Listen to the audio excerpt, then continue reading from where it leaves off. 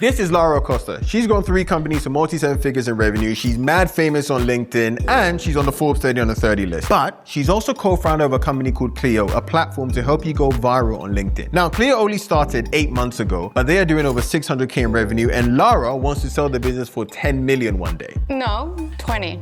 Okay, Lara wants to sell a business for 20 million one day. And so in this video, we are going to go into the decisions she should make in order to get maximum outcome, who could buy her business and why, and how to engineer an exit in the next few years so that she gets a nice 20 million payday. Okay, so the first thing we're gonna do is look at numbers. So Lara, first things first, Cleo, tell me revenue so far, 613? Yeah. Right, revenue is 613. And so far, how many actual customers do you have? Like over 1,000. Hella customers, 1,000 plus. Okay. And how typically have you got these customers? Is it via LinkedIn? So mainly via LinkedIn. We call it a Cleo playbook. Content, email lists, and webinars. Okay. So you basically take people from LinkedIn, you take them to your email list, and then you do like a webinar, which then drives. Okay.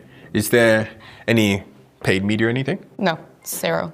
No. 0 okay. ads. 0 ads. Okay, great. 613K. And so what's that per month? Like 83 kind of something? Yeah, around that. But our highest months have varied depending on launches. Okay, cool. So launches have been a big thing, yeah? Very big thing. And what is the average order value? $99. Or they buy the yearly subscription, $999. Great. And so we know revenue, we know what's the MRR last month, you said was what? I'll check. You have to check, sure. Real time, people. This is real time content, you know? Ain't no forgery here. Okay. Revenue for the last 30 days, 100,000. Ooh, okay. 100K. So we now know revenue 613, a ton of customers. Organic is the main way, no paid ads. Launches have been the way that you drive, 99 per month and 100K per month in the last 30 days, which means you're on like a 1.2 million ARR. Okay, great. So people use Cleo in order to post and go viral on LinkedIn. What is the typical ICP for you? Solopreneurs mainly. Solopreneurs. Okay. And marketeers. Solopreneurs. I can already see something that's going to happen. So solopreneurs are like, I guess, kind of smaller marketers. Yeah, so like one-person businesses. One person, right. Okay, I hear you. Now, one of the things with this particular category, this is very important. One of the things with this particular category is that sometimes it can churn quite a bit. Yeah. So tell me the churn. So around 20%. Okay, it's not as bad as I thought it'd be actually. I have seen some cases where people churn like 40%, which is kind of mental. It means basically in 3 months you don't have a business. Okay, what is the LTV for this business?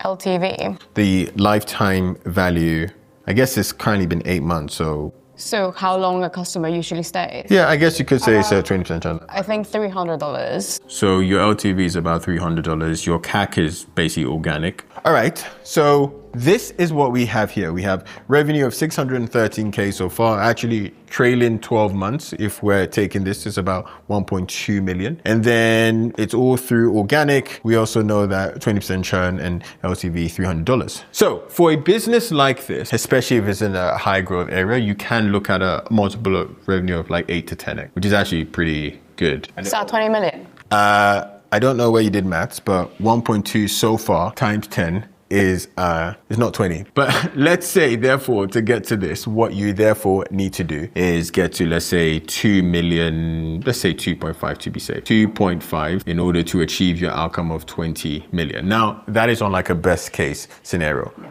But I am seeing something here which is very glaring. It is shining in both our eyes. Do you know what it is? Glaring, I seem good. Glaringly bad. Bad. Yeah. 10. Okay, so we have those numbers now. We are noticing there's one very obvious thing, and that is churn. Now, in this, we're going to talk about how to improve churn, or rather how to reduce churn, and what are some of the tactical things she can do. So the first thing about churn is basically understanding that churn is a function of the quality of your customer. If you have lower quality customers, i.e. people who maybe are a bit earlier on their journey, they're going to churn more. The other thing about churn is onboarding. And then the other thing about churn is something that I call expectations. So let us talk about the quality of customers. So we're targeting solopreneurs here. Of course, these guys, sometimes they started, they moved, they give up on their idea, etc. What is the next step after solopreneurs? We are going for agencies. Okay, so agencies, okay. And then? So our other idea is to go for hire like founders that have multi-million-dollar companies. Okay. They can use the tool as one of the many tools that they use and they pay for.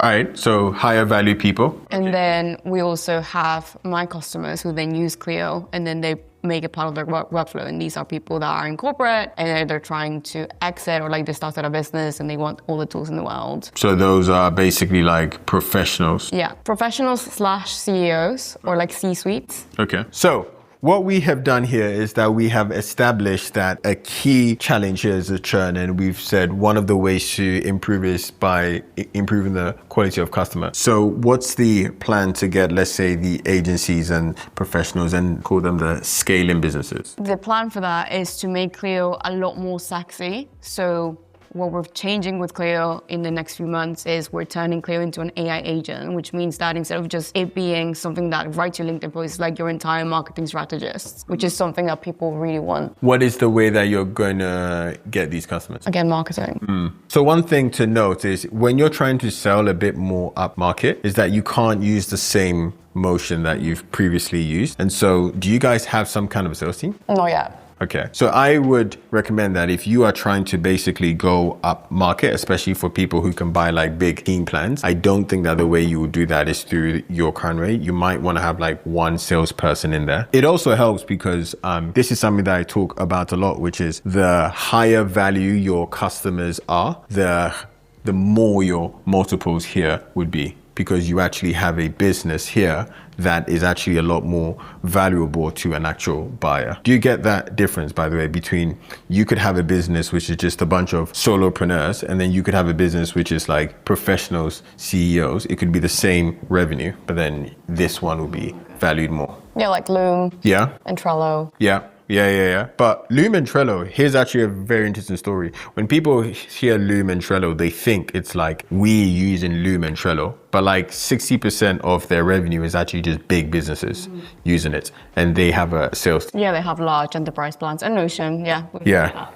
So at some point, you'd need to get a sales team in, right? Yeah, the reason why we haven't done it, just for context, is because we wanted to perfect the product before we went into all of these things, which we are almost there. Now let's talk about who might buy the business and why. So when I think about anytime someone will buy a business, I'm only thinking about it in just these two ways, which is capabilities and customers. And then I guess you could say talents at a stretch. So big companies buy small companies because they have capabilities. They're able to do something that they themselves can't do. They have customers who they can basically like sell stuff into, or they have talent who they basically want to hire into their business. Those are basically like the three reasons. Okay, so now what we're going to do is we're going to focus on who might buy Cleo and why.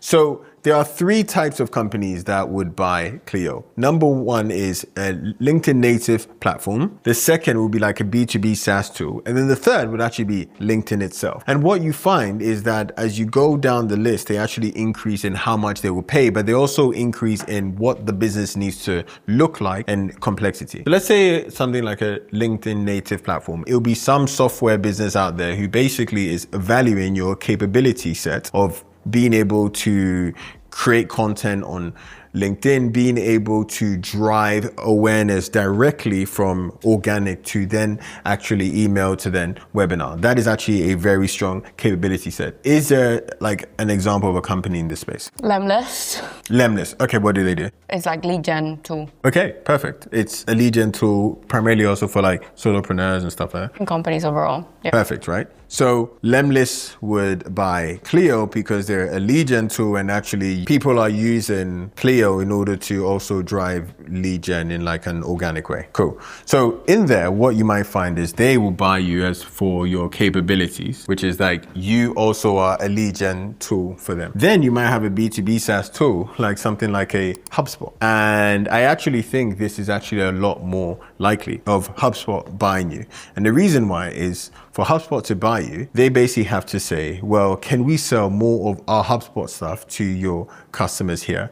And they would actually value that a lot more than here, because these guys here are only valuing you based on how many more leads can you send us. These guys are buying you based off like how many more things can we sell to your existing customers. And for HubSpot, the sky's the limit. right? If I was calling this potentially a 5 million exit, I can see this one being like a 10 million exit just because they will place a much higher value because they can sell more stuff. Do you have more examples for the first two of the companies? What would they be? These ones? Yeah. What other lead gen tools are there? Salesforce could be interesting. Apollo could be very interesting for this one because again, if Apollo is all about getting leads and you're effectively saying we have a software that when people use, they drive more leads. It's like, okay, cool. So something like Apollo, Salesforce, those sort of things can work well. And then for here, something like HubSpot, as we said, Buffer could be quite interesting. These are basically, again, the two reasons why people buy. And then the third one is actually the one that could get you your biggest value is just a lot more complex, which is actually to LinkedIn itself. Now, true story, when I started my last company, Fanbytes, there was a company called Fanbytes. And Fanbytes was like a YouTube influencer business. And they got bought by YouTube. And I was like, this makes no sense. But the reason why is because YouTube wanted to get their understanding of influencer marketing. And so as a result, they basically said, we're going to buy this company. I think they bought it for like 30 million. For a $1 billion company like YouTube, 30 million is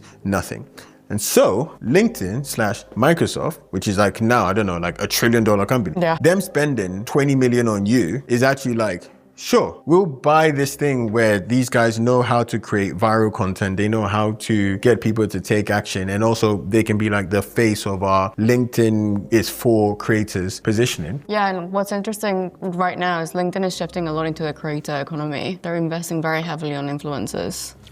What we've done here, we've broken down why a company would buy you, and then we've almost broken down what are the things that they look for in any particular acquisition for it to make sense. So the final thing I want to do here is what can you do in, say, the next, let's put a 12-month plan. What can you do in order to increase the chances of you getting bought by any of these people? Now, typically I have like a 3-step plan that I use every single time that I'm thinking, but I'd love to get your thoughts. What could you do? So what we are doing now, in order to reduce churn a lot more, is we started cohorts to get people used to the tool, using it every day, getting their first win faster with education as well.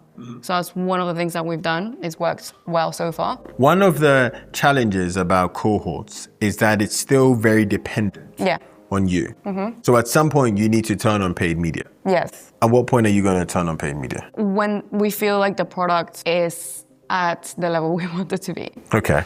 So we know paid media is going to come at some point. It will, yeah, for sure. Okay. I would not even think about anything around acquisition until I've had at least 12 months showing that I have a growth engine that is not dependent on you. Yeah, I agree. Because right now you have founder dependency a bit. Yeah. For now, sorting that out. We have churn. We've talked about going up market. So I've got a couple of thoughts that I think would increase your chances of then potentially getting bought in the next 24 months. One of them is I think that you guys would need to do something called the lighthouse. So lighthouse is basically where you start to effectively create a bunch of content around the future of a particular industry. So you act as a lighthouse for potential buyers. Oh, like what you did? Yeah, exactly. Like what I did. So with Fanbytes, one thing we did was that we'd create a lot of these reports about the future of Gen Z in fashion, the future of Gen Z on TikTok. And what they would be like industry reports, which will attract potentially big companies who say, wow, these guys are thought leaders in this space. And so for you, considering we know the sort of people that will come, I think you guys should have a separate almost strand of work, which is like every month you are creating something, which is like a future of creators on LinkedIn. We spoke to 100 creators on LinkedIn. This is what they said, blah, blah, blah, that sort of thing. And then you actually push it to like the HubSpots of the world, the LinkedIns of the world, the Lemlish of the world. And you actually then start to become seen as like a thought leader. How do you push it? Literally just DM them. Just be like, hey, we created this report. Thought you like it. The second thing to increase your chances is you should date your buyers. Dating your buyers is basically the idea that before you come to sell your business, about 80% of M&A actually happens between companies that already know each other and they've already done some kind of a partnership with each other, because that's the definition of like dating your buyers before you then get married, which is then the sale. And so to do that with, let's say, your potential buyers, one of the things you could do is find the most handsome person who works in HubSpot and go on a date with them. No. So what you could do is have a list of these people and think about whether there is some kind of integration you can do with them. Like, is there an existing integration you could do with a Lemlist, a Salesforce, a HubSpot, a Buffer? And if you just do that integration, what happens is you start to work with them and you start to get a feel for actually how much value both of you can contribute to each other's ecosystem. Nice, I like that. And then the third thing, have you ever heard of magnet customers? No. So magnet customers, or they're also called marquee customers. Marquee magnet customers. What are they? So if you wanted a buyer to start to be very curious about you, what you might then end up doing is you might end up like going to a set of customers who are also very important to that potential buyer, and doing something which could just be like a free thing for them or a free case study for them, just so that you can then say that we got very good results for that particular customer, or that particular customer uses our software. And if you do that, what happens is you could get the attention of a lot of potential buyers who go, wow, if that person is using Cleo, or if that company is using Cleo, then that must mean that this is something very reputable and credible. You see this a lot with agencies when they're targeting like a specific vertical. They might be something like, oh, we're going into beauty, and then they end up going to someone like a L'Oreal and they end up doing something for free or at cost, solely because then they can go on social media or like go into the trade press and say, we did this amazing thing for L'Oreal. But then that would then attract other agencies who are like, whoa, you got L'Oreal? We should probably then talk to you because it seems like you're a very credible person. Given that context, what could you actually do in the next 12 months for that? Are there like a specific type of customer or a specific individual customer who's someone like HubSpot, Buffer, that sort of thing? Yeah, we could take a B2B company and take all of their employees, use Cleo, and then be like, scale their LinkedIns to 10K each, make them go viral, publish a good lead magnet, and then be like, that's a case study. Yeah. Because a lot of companies want not just the personal brand of the founder to grow, but also like the overall. So we could do that. That's a great idea. But it just takes time. Yeah, my point is that all of this, I think you can basically just dedicate like an hour a week to just focusing on one particular thing, and just do it for 3 months, or they do it for 6 months. Because the biggest sale you'll make in this business, not to a customer, is the sale of the whole business. So you should probably like be thinking about that in the background every single week, because that's going to also influence the way that you grow the business. So basically treating this like an agency play. Yeah. Yeah. Basically, treat it like an agency play. I said That's that. the entire video. Treat it like an agency play. Yes. But if you treat it like that, you will just start to attract the right people. No, I like it. Rather than just being broad. So we've been through the business, we've been through how to reduce churn, we've been through who might buy the business, we've been through why they might buy the business, and we've been through the 12-month plan to increase the chances of being bought. Now the thing is, a lot of this stuff is very predictable, repeatable stuff. And if you want help in doing that and getting my team and my bankers involved to help you design the business to be sold, then click the link in the description. You join the waitlist for the next Founder Intensive, and hopefully I get to work with you soon. Peace from me, and bye.